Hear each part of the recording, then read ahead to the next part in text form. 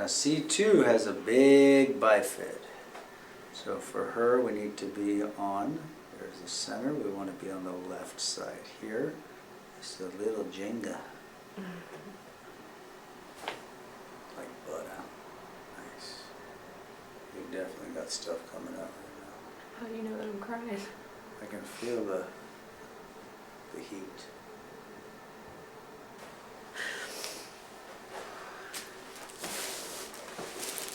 You've been holding stuff again, right?